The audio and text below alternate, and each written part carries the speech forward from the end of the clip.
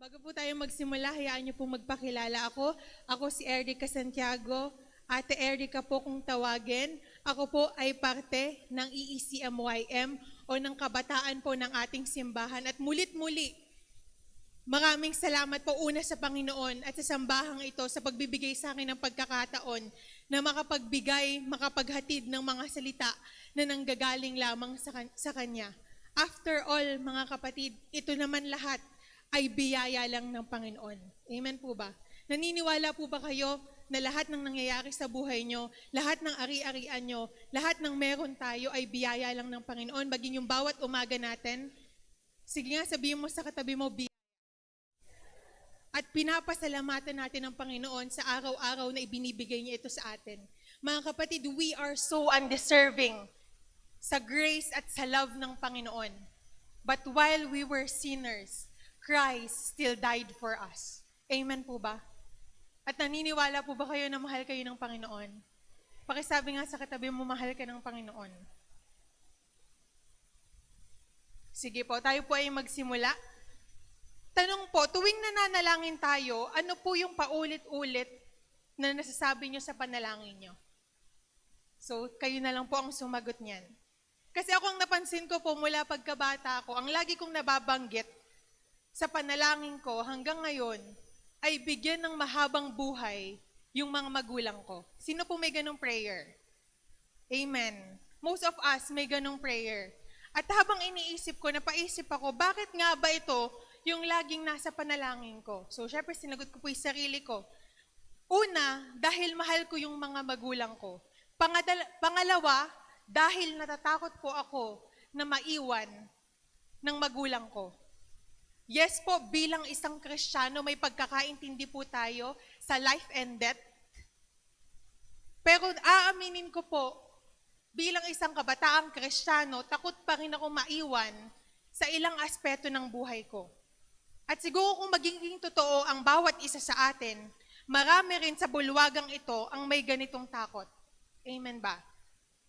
Takot maiwan, takot mapag-iwanan, takot may maiwan. Hindi lang maiwan ng tao, kung hindi po ng panahon, ng pagkakataon, at maging yung buhay po na pinapangarap or inaasam natin.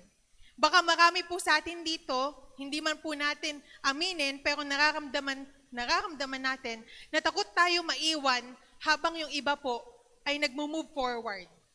Kasi hindi naman po natin maikakaila that we tend to compare ourselves with other people. Yung iba, successful na, parang may narating na sa buhay. Tapos pakiramdam mo ikaw na pag-iiwanan ka. Parang lahat sila pataas, tapos ikaw hindi ka umaabante. Parang lahat sila may progress, pero parang ikaw nakahinto ka lang.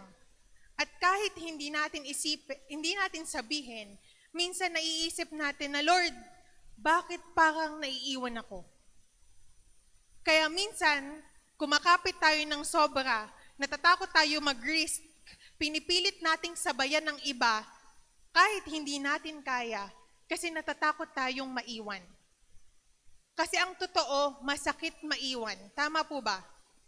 At mas masakit kung hindi natin maiintindihan kung bakit. Nakanasan nyo na po ba yung bihis na bihis kayo? Ready kayo, excited na excited kayo, tapos biglang naiwan kayo. Yung akala mo kasama ka, pero hindi ka pala kasali. Uso yung summer ngayon. Ang daming mga set ng swimming. Akala mo kasama ka, pero hindi ka pala kasama. Yung may inaasahan ka, pero hindi ka hinintay. Maliit man o malaki, na aspeto ng buhay natin, pareho ang pakiramdam.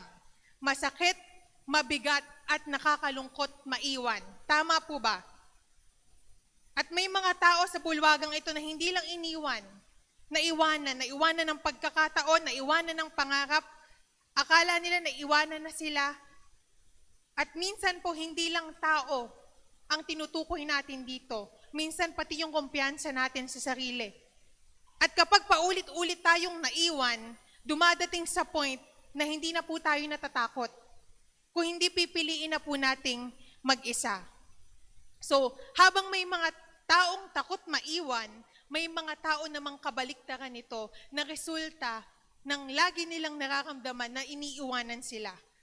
Yung tipong nasaktan po sila ng paulit-ulit, kaya nasabi nilang, ayoko nang umasa, kaya ko na mag-isa, hindi ko na kailangan kahit sino, kasi mawawala din naman sila. At ang iba po sa atin ay dumaraan sa mga gantong punto ng buhay. Hindi dahil matapang tayo, kung hindi dahil napagod na tayo. Napagod tayong masaktan, napagod tayong maiwan, napagod tayong umasa. Kaya natuto tayong tumayo mag-isa. Natuto tayong hindi na mag-expect sa ibang tao, sa pamilya natin, sa kaibigan natin. Natuto tayong kontrolin ang lahat sa kamay natin. Natuto tayong mabuhay na parang walang kailangan, kahit ang totoo, may kulang sa buhay natin. Pero ang tanong sa umagang ito, talaga bang kaya nating mag-isa? O baka naman hindi tayo sanay mag-isa, nasanay na lang tayo. Kaya kahit may Diyos na kasama natin, parang hindi natin siya kinikilala kasi feeling natin, kaya na natin. At minsan, madalas bilang mga Kristiyano, doon po tayo nawawala. Hindi dahil iniwan tayo ng Diyos, kung hindi pinili nating maglakad na parang wala tayong kasama. Kaya minsan napapatanong ka ng Lord, iniwan mo ba ako? Pero ang tanong mga kapatid, paano kung hindi ka iniwan? Ikaw yung umalis. Paano kung buong buhay mo, iniisip mo, iniwan ka ng Panginoon sa dami ng problema, sa dami ng trials na pinagdaanan mo? Paano po kung hindi siya yung umalis, pero ikaw yung nang iwan? Paano kung sa lahat ng pagkakataon na akala mo mag-isa ka, may kasama ka? Paano kung kahit feeling mo nahuhuli ka, hindi ka pinapabayaan? Last time po na tumayo ako dito, last February, we talk about God is good. Pakisabi nga sa katabi mo, God is good. Ngayon, pag-usapan naman natin, ang God is with us. So pakisabi nga po sa katabi mo, God is with us. Nababasa niyo din po ba yan madalas? Lagi kong nakikita yan, mga nakapaskil, God is with us, God is with us. Sabi ko nga po kay Bishop, hindi ito yung mensahe ko dapat sa linggong ito. Ready na po ito bago pa sa linggo na ito. Pero dahil may conviction po ang Panginoon sa akin sa word na yan, ayan po ang naging mensahe natin sa umagang ito. Kaya muli, sa umagang ito, palakpakan nga po natin ang biyaya ng Panginoon. Ito po madalas natin marinig. Madalas po nakapaskil kung saan-saan, maging sa social media. Pero ang tanong po, tuwing naririnig mo ba na God is with us, na God is with you, sa tuwing nababasa mo ba ito, nararamdaman mo pa ba? Tanungin mo yung katabi mo, nararamdaman mo pa ba? May bigat pa ba yung God is with us? Kine-claim mo ba yon? O baka naman feeling mo, kaya mo na mag-isa? O baka naging usual na lang sa'yo yung phrase na yan? O feeling mo, iniwan ka na yan? Ngayon, pag-usapan natin ito, kasi kung magiging totoo po tayo, ang dali sabihin na God is with us kapag okay ang lahat. Tama po ba? Kapag may blessing, kapag may progress, kapag may answered prayers, ang daling sabihin sa sarili mo, maging sa katabi mo, na God is with us. Pero iba na ang usapan kapag nasa breaking point tayo ng buhay natin. Masasabi pa din po ba natin that God is with us kapag hindi mo na naiintindihan yung nangyayari?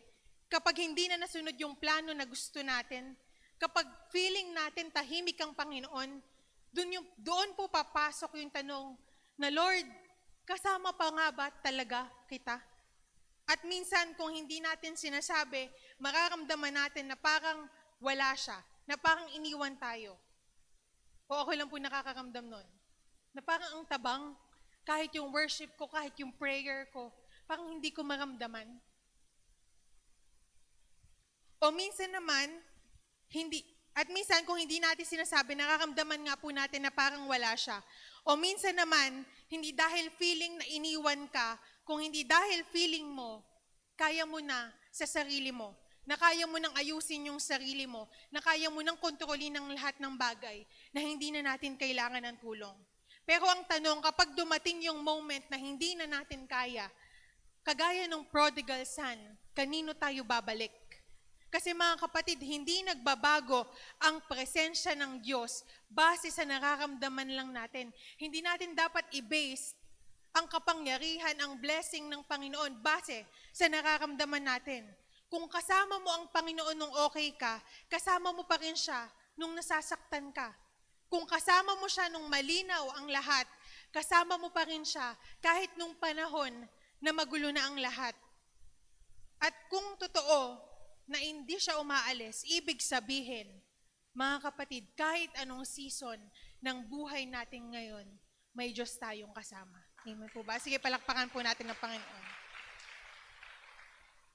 Kaya hindi lang po natin sasabihin sa umagang ito that God is with us. Ipapakita po natin kung paano natin siya kasama sa bawat bahagi at bawat season ng buhay natin. Sa blessing man yan, sa breaking man yan, sa rebuilding man yan. At bago tayo mag-proceed, gusto ko pong i-anchor to sa isang verse, Hebrews 13:5b. Sabay-sabay po nating basahin.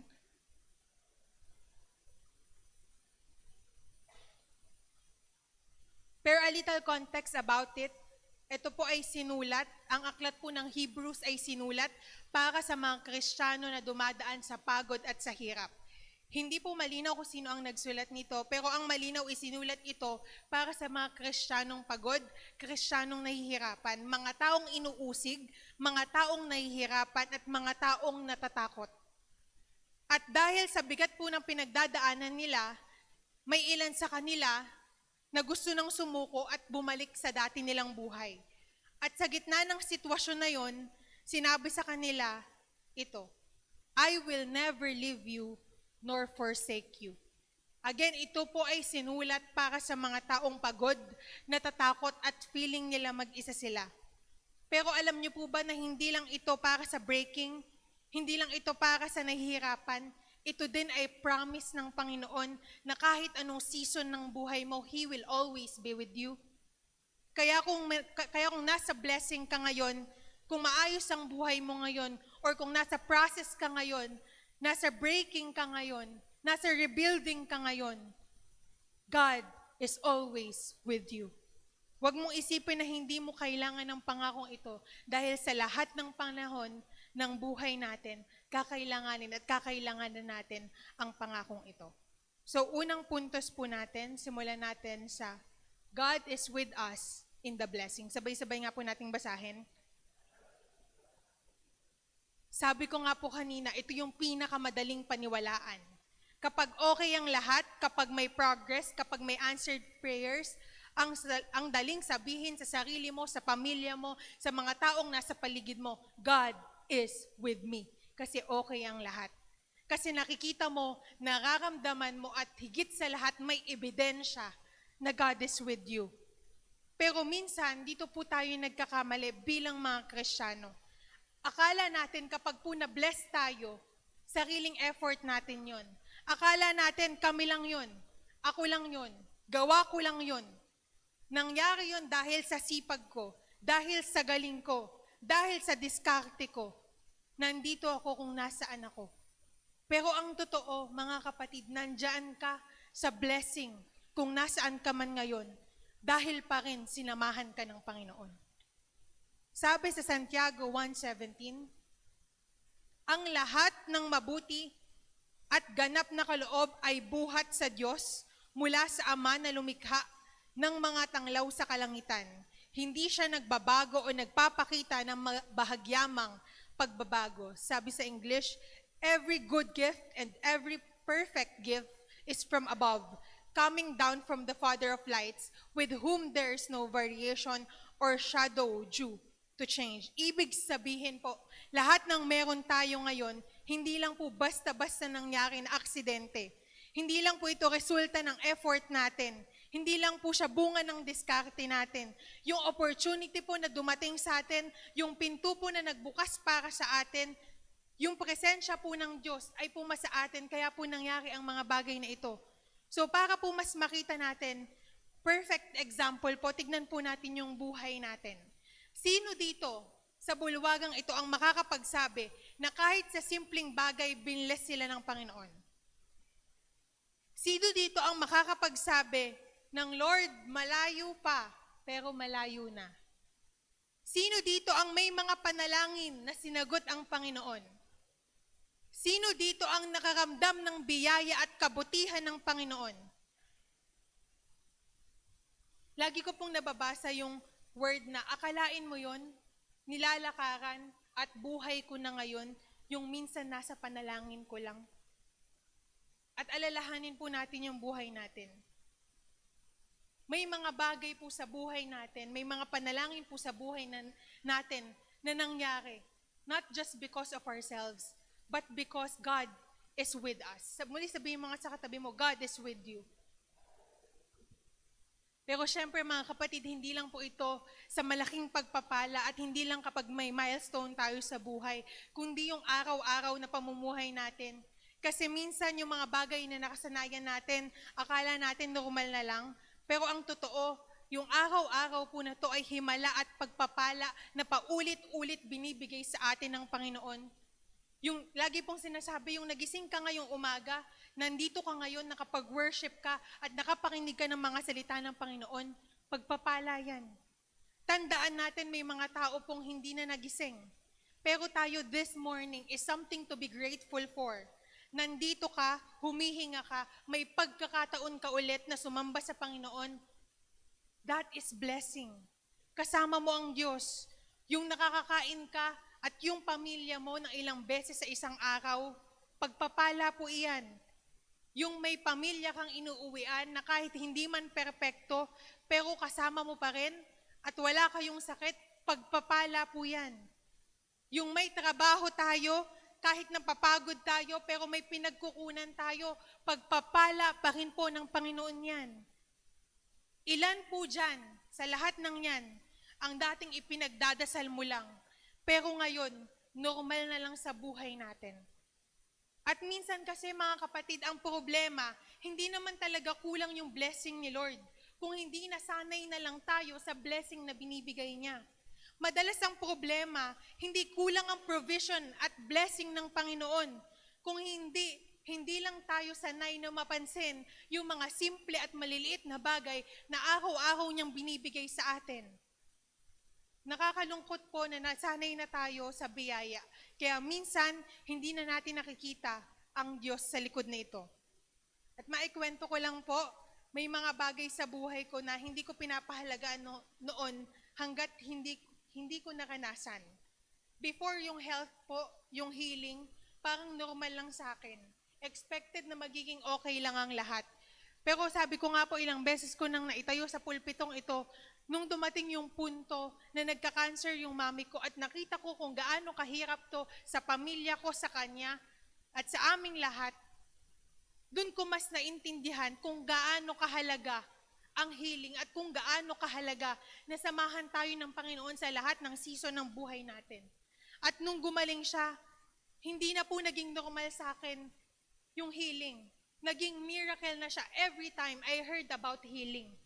Sabi ko noon, when you experience God in the hospital room, when you experience God in the breaking, when you experience God in the lowest point of your life, that is also the time you experience Jesus in your life. Sige po, palakpakan natin ang Panginoon. At doon ko din na-realize na madalas pinapahalagan natin ang isang bagay kapag naranasan na natin ang worst. Kaya ang ngayong araw na okay tayo bilang pamilya, sana mas makita natin yung blessing ng Panginoon sa bawat isa sa atin. Mas maramdaman natin ang Diyos sa buhay ng bawat isa sa atin.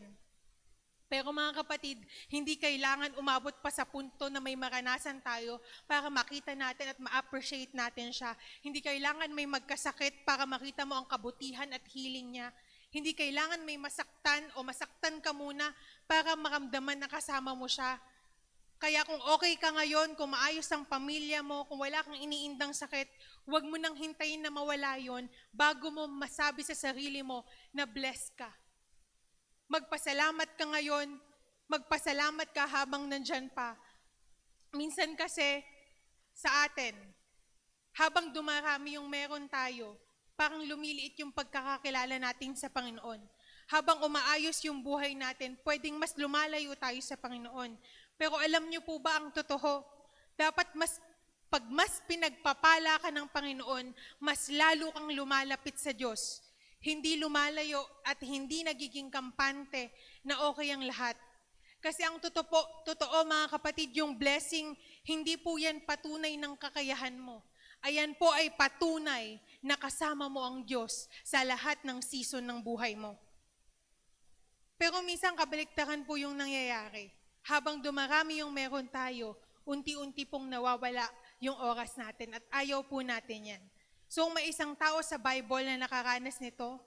Ito po ay si Peter, isang ordinaryong mangingisda na tinawag ng Panginoon para mamalakaya ng mga tao. Sabi sa Matthew 4:18-20, minsan naglalakad si Jesus sa tabi ng lawa ng Galilea.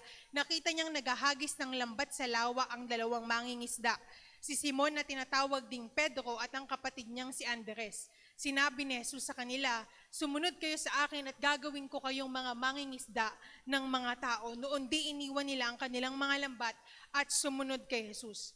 Araw-araw po pareho ang ginagawa ni Peter. Routine po ang kanyang trabaho dahil siya po ay isang mangingisda. Pero isang araw po sa gitna na nangingisda siya, ginagawa po yung ordinaryong ginagawa niya. Lumapit po ang Panginoon sa kanya at sinabi, Pedro, sumunod ka sa akin.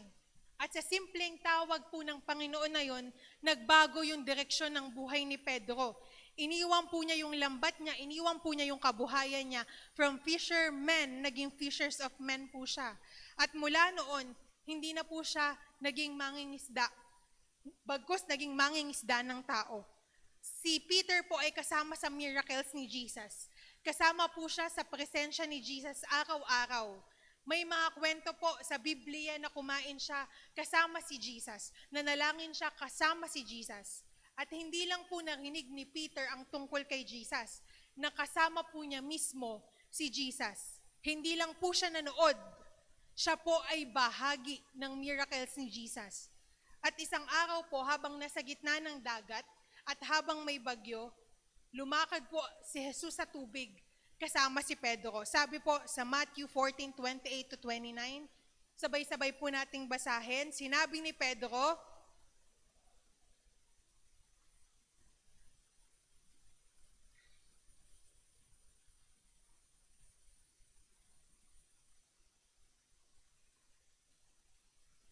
at si Peter po sa gitna ng takot niya at sa gitna ng kaba niya, lumabas po siya ng bangka at naglakad sa tubig.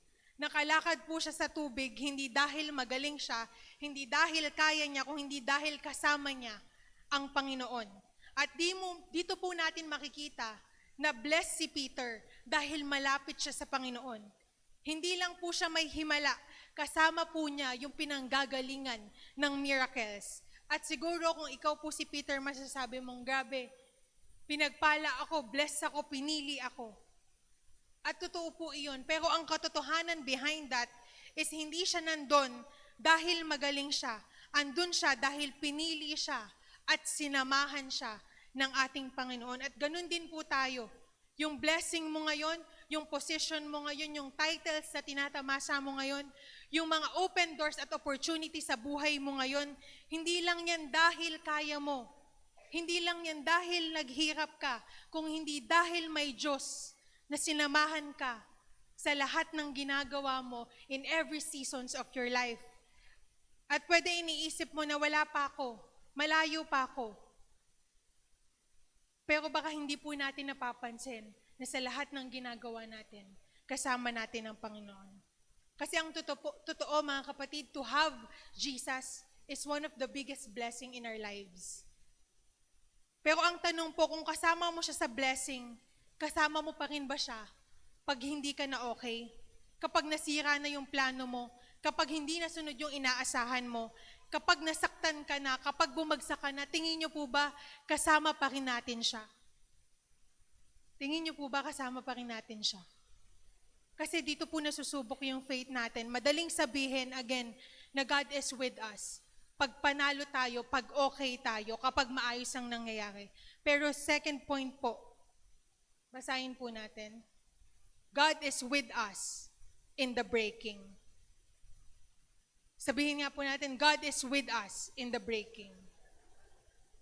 Kung sa breaking nakikita natin siya, kung sa blessing nakikita natin siya, sa breaking, dito natin siya mas hinahanap. Napapansin niyo po ba mga kapatid, pag dumarating yung problema, mas nananalangin tayo.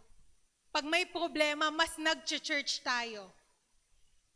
At dito natin itutuloy yung kwento ni Peter. Kasi yung Peter na naglakad sa tubig, yung Peter na malapit kay Jesus, na pinag-usapan natin kanina, yung Peter na ginamit ng Diyos, siya rin yung Peter na nag-deny kay Jesus, not just once, but 3 times.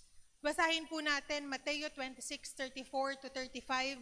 Sumagot si Jesus, tandaan mo, sa gabiring ito bago tumilaok ang manok, 3 beses mo akong ikakaila. Ngunit matigas ang sinabi ni Pedro, kahit na ako'y patayin na kasama ninyo, hindi ko kayo ikakaila. Ganon din ang sinabi ng lahat ng alagad. And after po, 30 verse after, sumagot si Pedro, mamatay man ako, sabay-sabay po nating basahin, talagang hindi ko nakikilala ang taong iyan. Pagkasabi nito, tumilaok ang manok. Naalala ni Pedro ang sinabi ni Jesus, bago tumilaok ang manok, 3 beses mo akong ikakaila. Lumabas siya at tumangis ng buong kapaitan. At si Peter, yung matapang po na nagsabi na, Lord, Jesus, hindi kita iiwan kahit hanggang kamatayan. Pero nung dumating yung testing sa buhay niya, natakot siya at nag-fail siya. At 3 beses niyang sinabi na hindi niya kilala si Jesus. Isipin po natin yon, yung nagsabi na hindi niya iiwan si Jesus, siya po yung unang bumitaw. Yung taong malapit sa Panginoon, siya yung nag-deny kay Jesus. Yung taong nakaranas ng himala, siya yung unang nag-fail. At dito po natin mas makikita na hindi po guaranteed ang pagiging Kristiyano para maging malakas palagi. Hindi ito guarantee na hindi tayo magkakamali. Hindi ito assurance na hindi tayo madadapa. Kasi kahit malapit tayo sa Diyos, kagaya ni Peter, pwede pa rin tayong matakot, pwede pa rin tayong bumigay, at pwede pa rin tayong magkamali. Kasi ang pagiging Kristiyano po ay hindi pagiging perpekto. Amen po ba? Bagkus tungkol po ito kung sino po yung kasama natin kahit hindi tayo perpekto. Naramdaman ni Peter that moment yung guilt, yung shame, at yung regret. Alam po kasi niya na mali siya. Alam niya na nagkulang siya. Alam po niya na bumitaw siya sa Panginoon. Pero wala siyang magagawa. At marami sa atin siguro makaka-relate dito. Hindi ka naman masamang tao. Hindi ka naman totally lumayo sa Panginoon. Pero may moment ka sa buhay mo, kahit Kristiyano ka na bumigay ka, na may pinagsisisihan ka, na may binitawan ka, na mas pinili mo ang mundo over Jesus. At sa mga moment na yon, ito yung pakiramdam po na parang wala na, parang tapos na, parang hindi ka na pwedeng bumalik dahil nagkamali ka. At minsan hindi lang natin ito itinatanong na, Lord, nasan ka? Minsan ang tanong natin, Lord, nandyan ka pa ba para sa akin kahit ito yung mga ginawa ko? Kasi feeling natin kapag nagkamali tayo, lalayo ang Panginoon. Pero sabi sa Psalm 34:18, sabay-sabay po nating basahin.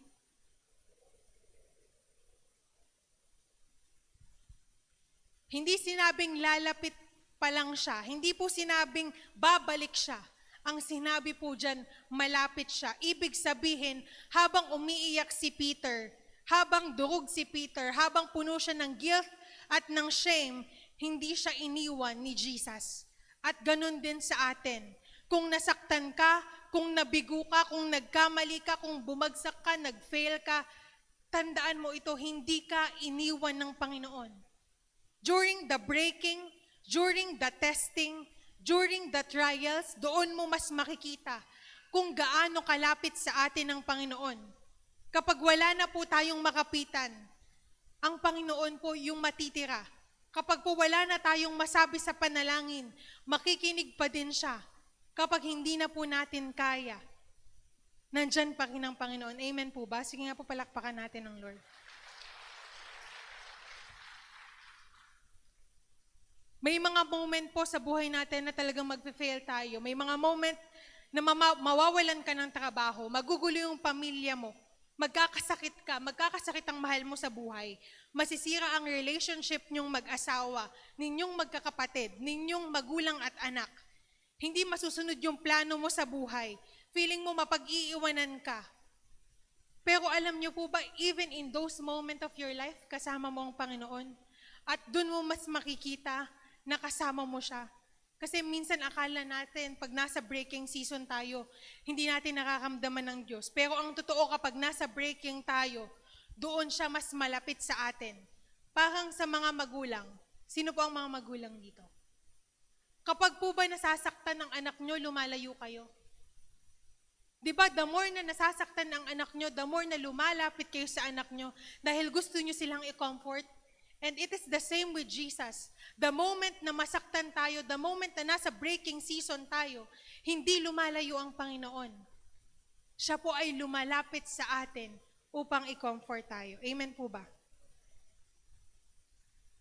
At kung iniisip po natin na, Lord, after po ba ng ginawa ko, pwede pa akong bumalik? Hindi mo po ba ako iniwan?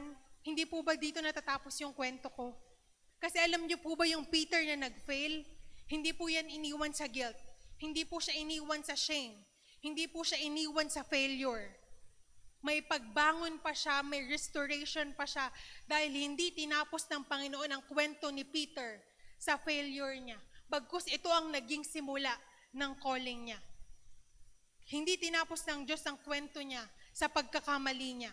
Again, may pagbangon pa at may restoration pa. At kung totoo nakasama natin siya sa breaking, ang tanong, kasama pa din ba natin siya sa rebuilding? At number 3, third point po natin, sabay-sabay nating basahin. God is with us in the rebuilding. Ang rebuilding po ay pagkatapos ng failure natin.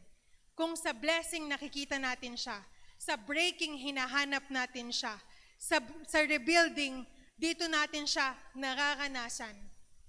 Lalong-lalo na sa maliliit na bagay. Yung araw po, after failure, yung araw na bumangon ka kahit ayaw mo, yung araw na lumaban ka kahit pagod ka na, yung araw na pinili mo magpatuloy kahit hindi mo alam kung paano ulit magsisimula. Akala mo ikaw lang yon, pero hindi mo alam, may Diyos ka nakasama sa bawat hakbang mo sa buhay na ito. Mga kapatid, again, bilang mga Kristiyano, hindi tayo perpekto. Darating at darating yung oras na magpe-fail tayo at magre-rebuild tayo in front of Jesus. Kaya mahalaga sa mga moment na to ng buhay natin is kasama natin ang Panginoon at nagpapaguide tayo sa ating Panginoon. At balikan po natin si Peter. Pagkatapos niyang mag-fail, hindi naman po naging okay agad si Peter. Hindi po siya bumalik sa pagiging mamalakaya ng mga tao. Bumalik po siya sa dati, sa pangingisda. Kasi po feeling niya, tapos na yung calling niya sa ating Panginoon dahil nag-fail na siya. Imagine, you denied Jesus na kasama mo for 3 times. Talagang mararamdaman mo na tapos na. Tapos na yung calling ko. Tapos na ako kay Jesus. Babalik na ako kung sino ako dati. Kaya sa John 21:3, makikita natin dyan that after the failure of Peter, hindi siya bumalik na mamalakaya ng mga tao. Siya ay bumalik na maging mangingisda. Sabay-sabay po nating basahin. Sinabi sa kanila ni Simon Pedro,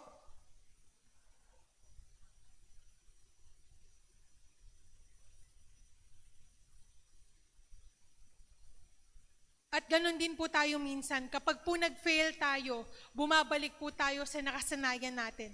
Sa comfort zone po natin, sa dating buhay natin. Hindi dahil okay tayo, kung hindi dahil doon po tayo nasanay. Pero doon po habang nangingisda siya, muling dumating si Jesus. Doon sa pagod at doon sa lugar na feeling niya tapos na, tinawag ulit siya ng Panginoon. Hindi para pagalitan, ngunit para ipaalala yung calling niya at ibalik siya kung saan dapat siya naroon. Sabi sa John 21:15-17, mabilis na lang po ito. Pagkakain nila, tinanong ni Jesus si Simon Pedro, Simon, anak ni Juan, iniibig mo ba ako ng higit sa mga ito? Opo, Panginoon, alam ninyong mahal ko kayo. Unang beses po niyang sinabi na mahal niya ang Panginoon. Tugon niya, sinabi sa kanya ni Jesus, kung gayon, pakainin mo ang aking mga tupa. Muli siyang tinanong ni Jesus, Simon, anak ni Juan, iniibig mo ba ako?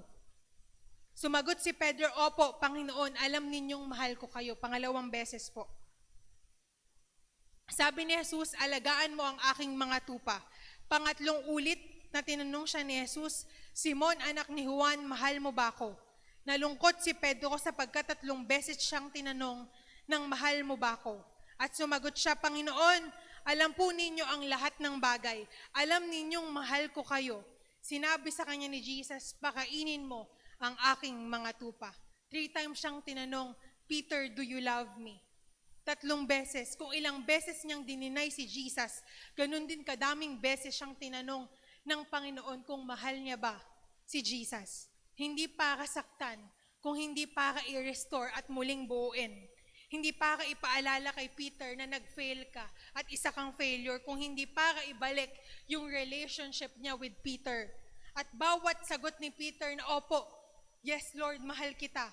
Unti-unti siyang binubuo, unti-unti siyang nire-restore, at unti-unti pong ibinabalik. At pagkatapos noon, sinabi ni Jesus, "Feed my sheep." Ibig sabihin, hindi lang siya pinatawad, pero binigyan muli siya ng purpose na mamalakaya ng mga tao. Hindi lang siya binalik, ngunit ginamit pa siya ulit. At ganun din po sa atin. Hindi po natin pwedeng tapusin sa pagkakamali natin yung purpose ng Panginoon sa atin. Maaaring ito po yung start ng calling natin. Kaya pakisabi nga sa katabi mo, hindi ka patapos. May Diyos ka na kasama. God is with us. At minsan hindi po natin napapansin habang iniisip po natin, nag-a-adjust tayo sa rebuilding process natin. Ang dami na palang binabago ng Panginoon sa buhay natin. Yung akala mo nag-rebuild ka lang, nag-move ka lang, pero pinapalakas ka pa pala niya. Ang sabi sa Isaiah 41:10, muli sabay-sabay po nating basahin.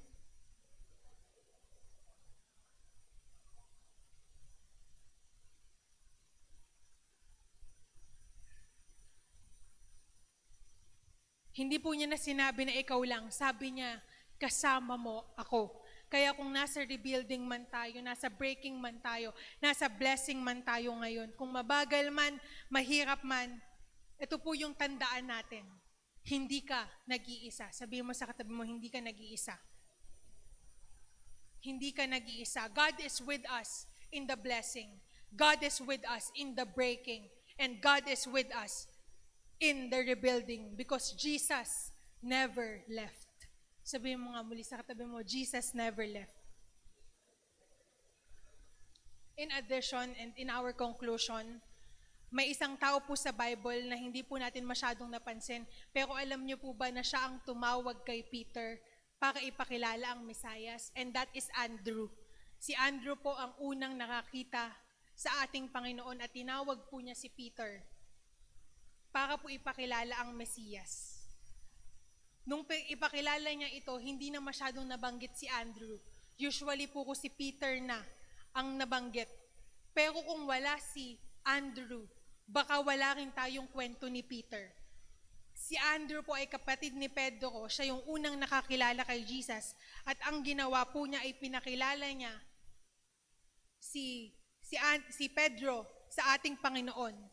Hinanap niya yung kapatid niya at sinabi niya, "Halika, nakita ko ang Mesiyas." At dinala niya si Peter kay Jesus.